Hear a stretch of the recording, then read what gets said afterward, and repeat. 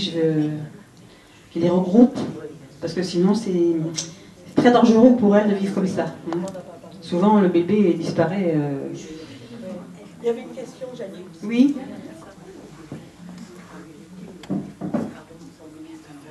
Oui, la polygamie. Ah, la polygamie, oui.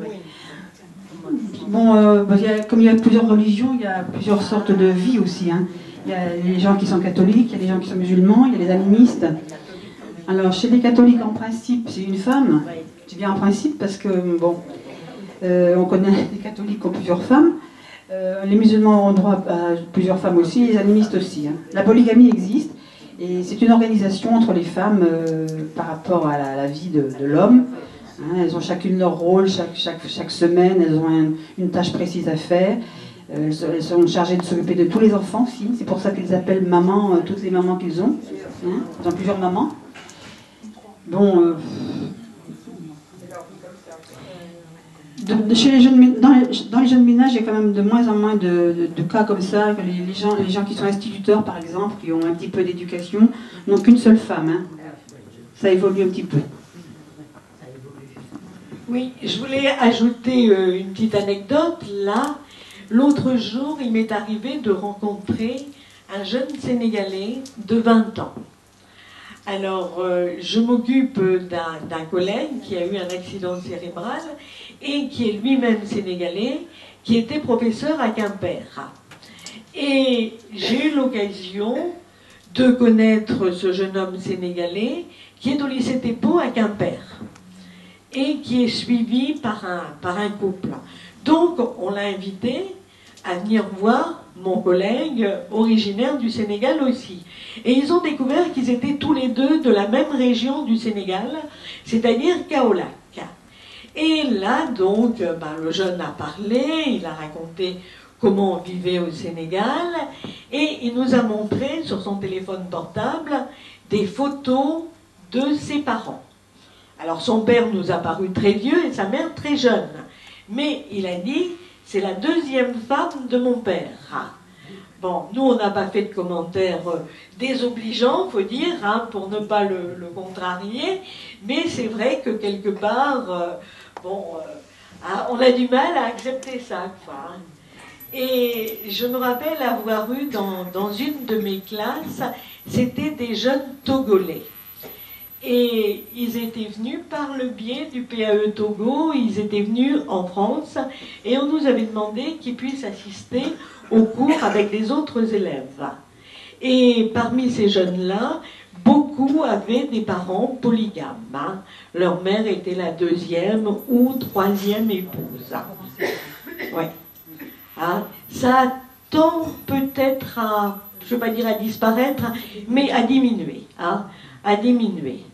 Mais en plus, ces gamins en classe étaient d'une politesse exquise. Moi, mes élèves étaient ébahis de voir comment ils répondaient. C'est-à-dire que quand on les interrogeait, bon, au lieu de rester assis, comme la plupart des élèves, ils se levaient, et puis ils racontaient, ils répondaient à la question, comme s'ils avaient récité une récitation. Exactement comme ça. Et puis, bon, c'était toujours très, très courtois, très, très poli. Alors, il faut dire que dans les classes, bon, là, tout à l'heure, dans le panneau qu'on vous a présenté, c'était une classe de 60 et quelques élèves. Hein. Mais il n'est pas rare que dans ces pays-là, c'est-à-dire dans les pays d'Afrique de l'Ouest, il y ait jusqu'à 80 ou 90 élèves dans les classes. Donc, il faut absolument qu'il y ait de l'autorité, de la discipline, et contrairement à ce qui se passe chez nous et qu'on peut déplorer actuellement, les parents respectent le maître. Hein. Là, il n'y a pas de problème, hein, tout le monde respecte l'instituteur, on lui fait des cadeaux, et bon, l'association La Fidesa, par exemple, a le projet de faire construire plusieurs classes et de développer l'enseignement parce que c'est quand même un point capital pour l'évolution de l'Afrique. Hein, parce que sans éducation, on ne peut aller nulle part et on stagne au même niveau. Elle se groupe, ce qu'on appelle groupement féminin, Et elles travaillent ensemble sur un même projet, et elles travaillent pour gagner de l'argent, et avec cet argent, elles améliorent leurs conditions de travail et leurs conditions de vie. Ces groupements féminins existent pratiquement maintenant partout, dans toutes les communes et petits villages d'Afrique. Donc leur but, c'est donc d'obtenir de l'argent. Et pour ceci, il y a quelque chose qui est très nouveau, qui est parti il y a environ maintenant on va dire une quinzaine d'années, c'est le microcrédit. C'est-à-dire qu'elles ont... Avant le microcrédit, il y avait les tontines. C'est-à-dire qu'elles versaient chacune de l'argent régulièrement sur une caisse commune. Et une fois par an, l'une d'elles avait le droit de prendre cet argent pour réaliser un de ses projets.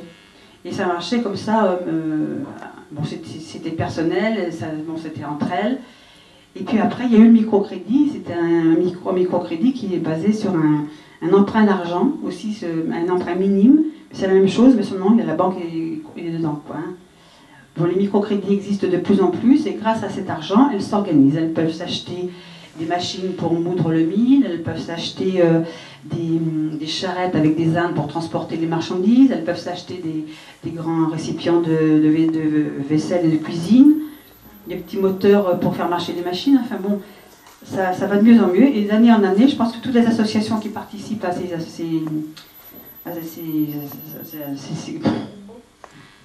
ces actions constatent que les progrès sont évidents. Tous les ans, ils voient les femmes progresser, aussi bien dans le développement de leur entreprise que dans le développement de ce qui les concerne, la vie des enfants, et tout ça, ça s'améliore, quoi. Voilà. Donc les groupements féminins sont très importants. On a une exposition. Je voulais dire, au Burkina Faso, il y a des femmes qui se sont groupées pour produire du beurre de karité. Je ne sais pas si vous savez ce que c'est, le beurre de karité. Alors le karité, on le trouve dans des arbres qui font partie de la végétation équatoriale.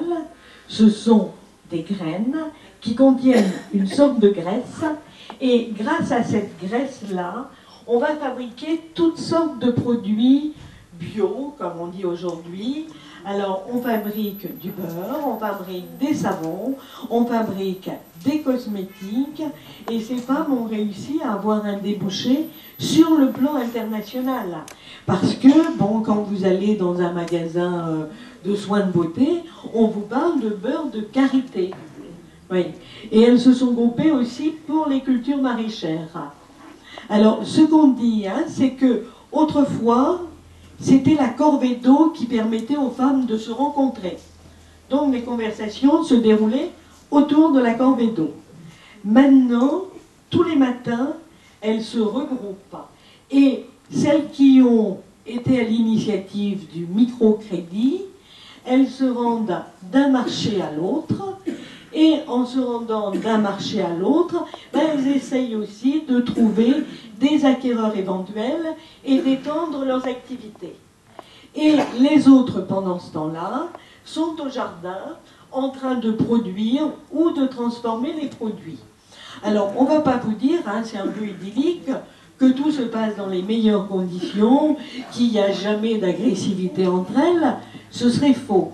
Mais pour elles, c'est un pas de plus vers la conquête de leur autonomie, et ça permet d'apporter un salaire, un véritable salaire dans le couple.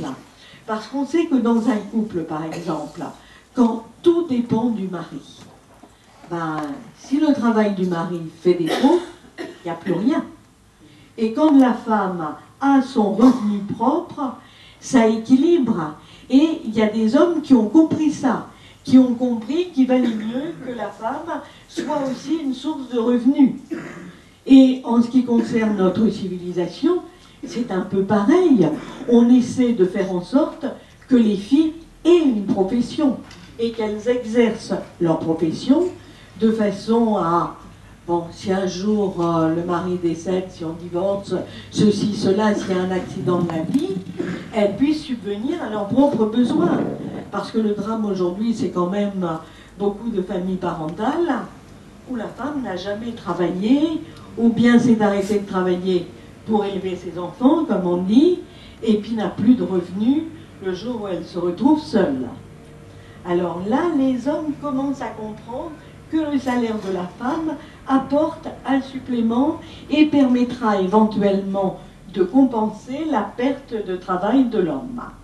Mais bon, les esprits s'éveillent tout doucement, parce qu'il y a encore des hommes qui considèrent que la femme est un être inférieur. Hein, ça, c'est évident.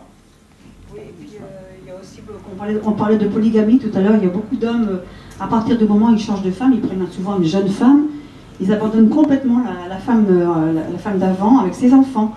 Elle se retrouve donc toute seule, sans revenus, sans moyens. Et c'est à ce moment-là qu'il faut qu'elle se prenne en main. Il y a beaucoup de cas, énormément de cas comme ça. Des femmes abandonnées par leur mari.